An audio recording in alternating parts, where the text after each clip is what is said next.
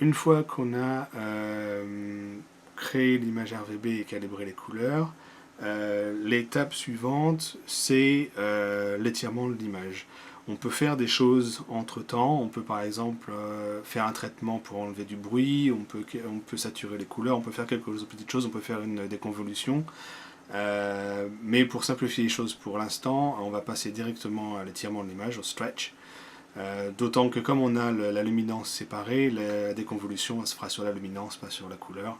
Donc on va passer à l'étirement. Ça se fait avec l'histogramme. Voilà. Donc on choisit l'image dans la liste, donc c'est l'image RVB. On voit que tout le signal est très loin sur la gauche, donc en fait elle a été exposée très à droite en termes de photographie standard.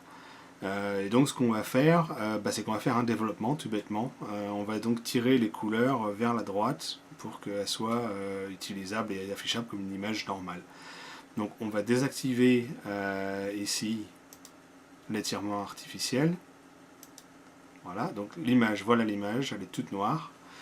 Et on va étirer l'image. Donc ça se fait, il y a plusieurs façons de faire. L'histogramme c'est le plus simple.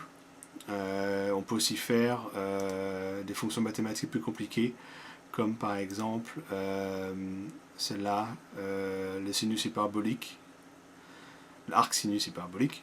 On peut aussi faire du masked stretch. Il y a quelques autres façons de faire, mais le plus simple c'est vraiment l'histogramme. Ça pourrait même être fait automatiquement, mais ça ne donne pas des résultats terribles.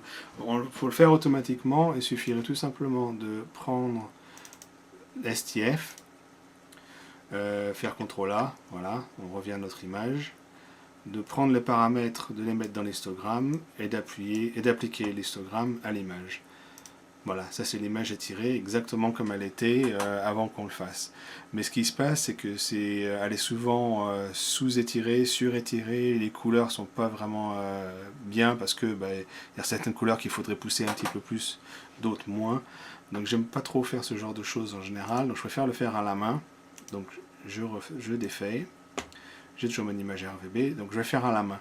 Je le fais en général couleur par couleur et itérativement. Donc on met en marche le preview, voilà, donc c'est toujours noir parce qu'on n'a encore rien fait. On va faire d'abord le rouge, donc on va tirer vers la gauche le rouge, donc on le voit commencer à apparaître.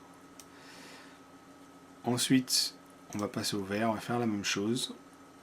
Pour l'instant on fait du travail très grossier, on apporte tout sur la gauche pour que tout soit plus ou moins aligné. Voilà.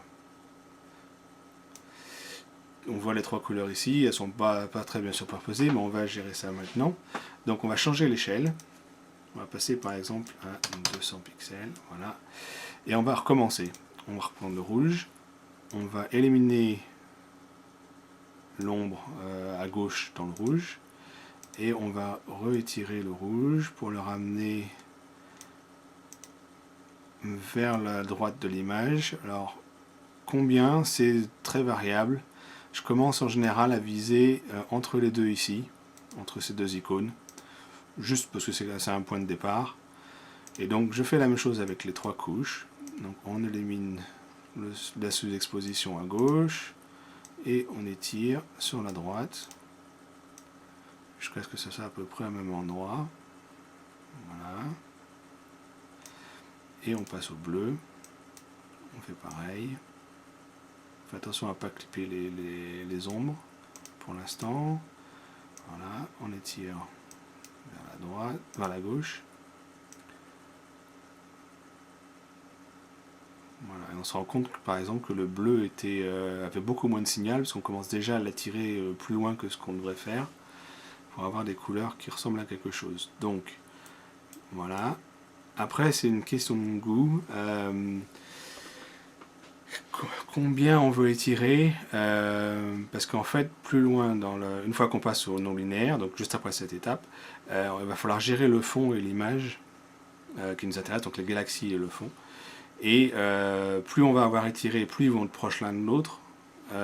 Donc ça va être un certain travail. Mais si on n'étire pas assez à maintenant, on va se retrouver comme ici un très gros contraste, et là aussi c'est du travail à gérer. Donc c'est en fait c'est l'expérience qui fait dire quand il faut s'arrêter. Là on voit qu'on pourrait étirer peut-être un petit peu plus, donc on va ramener peut-être au niveau du second logo ici, donc on va étirer légèrement. On va faire la même chose avec le vert. On voit qu'on commence à les étirer de trop ici, parce qu'il y a maintenant des zones qui ont plus de signal. On va faire le bleu, donc on va s'arrêter là.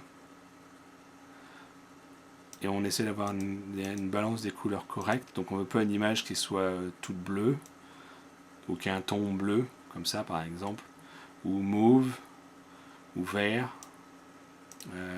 Donc c'est une question de regarder et de faire à l'œil, pas forcément en fonction de l'histogramme, mais de voir ce qui donne un ton correct. Donc voilà, on va s'arrêter là, on applique. Et voilà, c'est notre image couleur étirée, donc développée.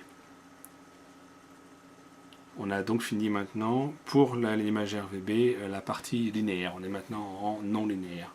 On va maintenant s'intéresser à la luminance. Donc la luminance, on va pousser ça. La luminance qui est ici. On ne peut pas faire calibration des couleurs parce qu'il n'y a pas de couleur. Donc l'étape suivante, ça serait de faire une déconvolution.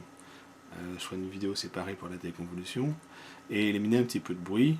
Mais comme pour l'instant on ignore ces étapes-là, on va passer directement à l'histogramme. Pareil, on va changer, on va prendre la luminance.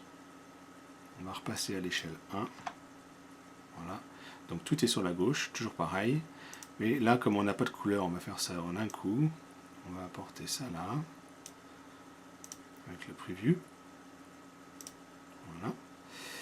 Et donc, le but du jeu, c'est de faire une exposition qui soit compatible avec l'image couleur, donc qui ne soit pas beaucoup plus forte que l'image couleur, ou pas beaucoup plus sombre, qui soit à l'œil, grosso modo, la même chose. Donc là, je dirais que c'est à peu près pareil. Voilà. On étire, même chose. On a maintenant une image non linéaire. On a terminé le traitement linéaire de la luminance.